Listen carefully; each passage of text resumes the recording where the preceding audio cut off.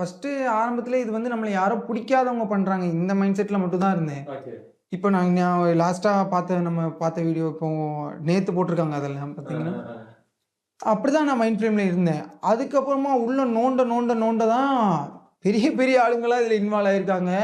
நான் அவ்வளோலாம் ஒர்த்தே இல்லையேடா! என்னைய அடிக்கிறதுக்கு எதுக்குடா இவ்வளோ பெரிய டீமு அப்படிலாம் நெனச்சுட்டு இருந்தேன்.